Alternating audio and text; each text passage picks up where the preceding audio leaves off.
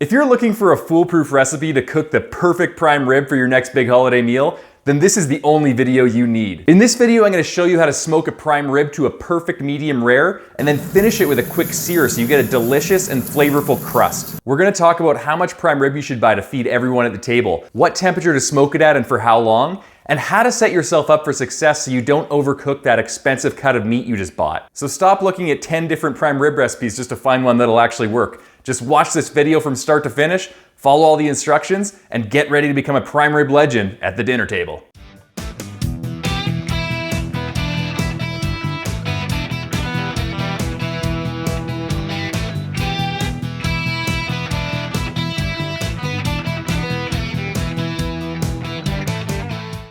Now, first things first, when you're selecting a prime rib, you wanna make sure you're getting enough meat for everyone that's gonna be at your dinner party. So I like to get a prime rib that has about 1 bone for every 2 people, or the other rule of thumb you can use is about 1 pound of uncooked meat per person. This is a 10-pound roast and it has 3 ribs. But as you can see, the ribs are pretty spaced far apart, and this is a thick cut of meat. So I'm gonna go by the per pound rule of thumb, and I'm gonna estimate that this is probably good enough for 10 people if I cut the meat thin enough. I'm not gonna have any issues, especially if there's kids at the dinner table that are younger. They're not gonna eat as much as the adults. To prepare this roast, I brined it overnight in a solution of 1 cup of kosher salt to 16 cups of water, or a gallon of water. I took it out of the fridge in the morning and I left it on the counter at room temperature for about 2 hours to temper and come up to temperature. Now, in 2 hours, with this big of a roast, it's probably not gonna come to room temperature, but it'll raise it by about 10 to 15 degrees, which is going to allow it to cook faster and more evenly when you put it on the smoker. So make sure you rest this for about 1 hour to 2 hours at room temperature before it goes into the smoker. To prepare the roast, I'm not putting any extra salt in the rub that I'm going to apply because it already has enough salt from the brine, so I'm omitting any salt. You can find the rub recipe in the description section below this video, but you can use whatever rub you want to use. So I'll take this rub, it's got some garlic powder, it's got some pepper in it, it's got some other stuff, you can check it out below. But first, I'm going to slather this in a bit of olive oil. So I'll take my olive oil here,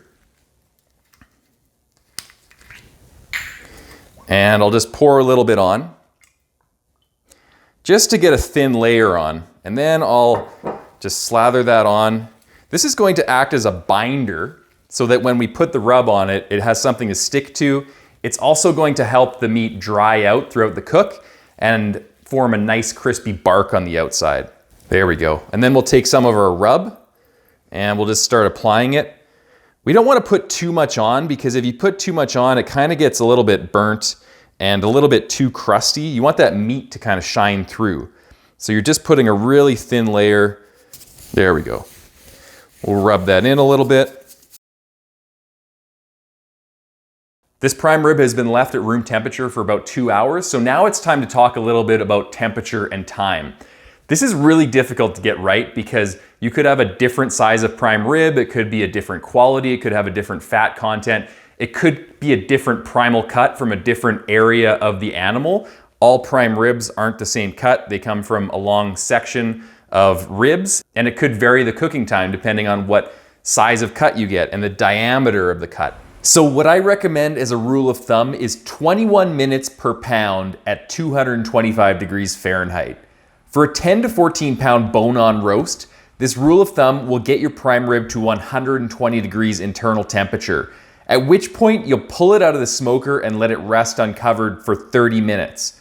Over this 30-minute rest period, it's going to carry over by another 10 degrees for a final rest temperature of about 130 degrees, which is the perfect medium rare temperature.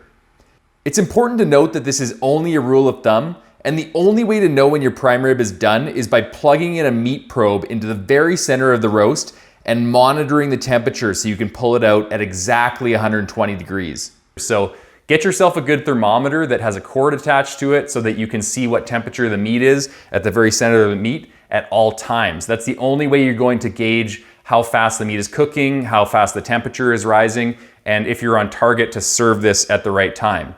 So I'm gonna cook this 10-pound roast for 3.5 hours at 225 degrees on the Masterbuilt electric smoker. I'm going to add wood chips for the first 2 hours, and then I'm gonna stop adding wood chips and just let it continue to cook. I don't wanna overpower it with wood flavor. I'm using hickory in this case, so it's not very powerful. It's not like a mesquite, which would add a lot of powerful flavor and bitterness to it, but I still don't wanna overpower that beef flavor because I want the beef to be the hero of the show and not necessarily the smoke. This isn't a brisket, so we're not cooking it like a brisket to get a thick outside smoky bark. We just want a nice kiss of smoke on the outside and a nice browned exterior. So I'm gonna put this in the smoker at 225 degrees Fahrenheit. I'll put my temperature probe in the center of the meat, and then I'll just monitor it to see how quickly it's coming up to temperature.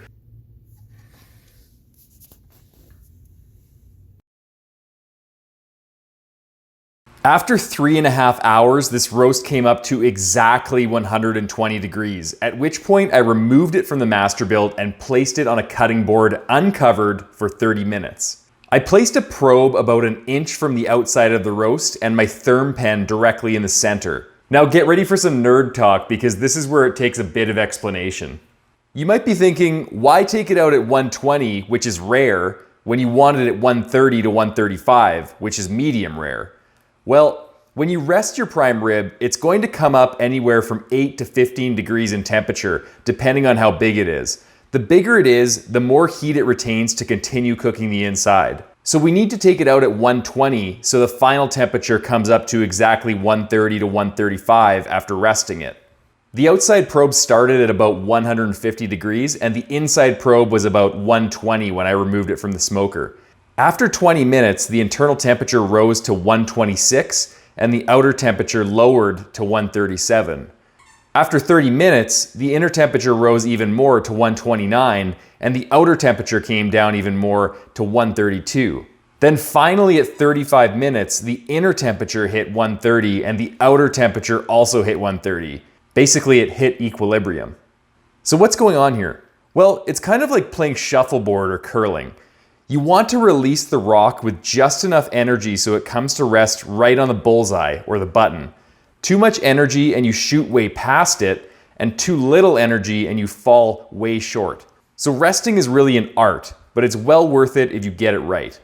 Resting also does some other great things. It helps redistribute the temperature gradients in the roast, keeps more moisture in the meat, and improves the consistency and texture of the meat.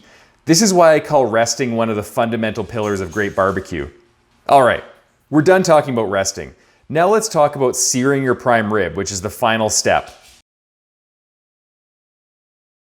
After 30 minutes of resting, sear the outside of it on your grill. You can also sear it on the stovetop with a pan and oil, or you can sear it in your oven broiler. In this case, I'm using my Pitboss 456D pellet grill. Sear each side at high heat until you get a nice brown but not burnt exterior. Be really careful with the fat cap because it burns really easily. If you only sear it for a few minutes, then it'll just heat up a little bit on the outside and it'll have little to no effect on the inside of the roast that's still holding a perfect 130 degrees temperature. This process creates what's called a Maillard reaction on the outside of the roast, or in plain English, it browns it up, crisps it up, and makes it super tasty. After you sear your roast, then you can cut into it right away and serve it to your guests. So just as a recap, we cooked this thing at 125 degrees Fahrenheit in the Masterbuilt electric smoker until it reached 120 degrees internal, and then we let it rest for 30 minutes to come up to temperature. It came up to about 130 degrees, and that's perfect medium rare temperature. We heated up the grill. In this case, I used the Pitboss pellet smoker, and then we seared it on all sides to get a nice Maillard reaction and a nice crust on the outside. So let's cut into this thing now. All right, so this is a bone-on prime rib. So what we want to do is we want to pick it up by the bone, and we want to slice it off the bone so that it's more easy to carve.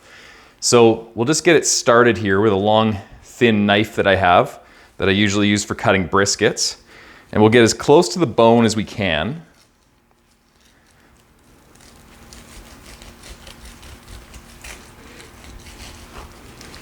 All right, we'll move this over here.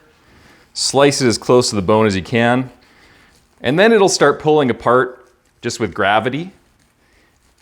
And you can start breaking it off like this and just finish slicing it and the bones will come off. So we'll put those to the side because everyone likes to gnaw on a bone and a lot of people will love this. So put that to the side. And now we'll flip this over. And now we'll start carving this. So I'm gonna do about 1/4 inch slices, and I'll start from here with my long thin blade and just start slicing this off.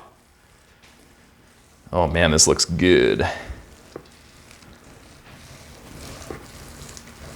All right, so this is a pretty thick cut. But as you can see, we got a nice medium rare in the middle. So it's obviously a bit more medium on the outside, the part that's facing the outer portion. But as a bonus, I guess you get the crispy bark portion. So as we cut deeper into this and we start making more cuts, try to do thinner slice this time, we're gonna really see that medium rare texture come into play. So we'll cut this. Oh, look at that, wow. That looks really good. Ooh, man, that looks so good. So I'm just gonna keep carving this a little bit more.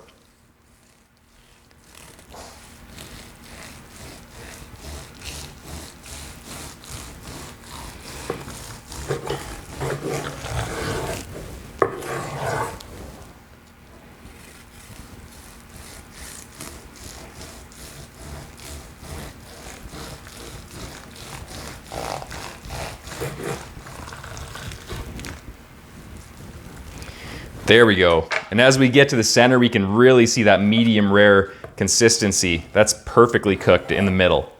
That's great, look at that. I'll give you a close-up.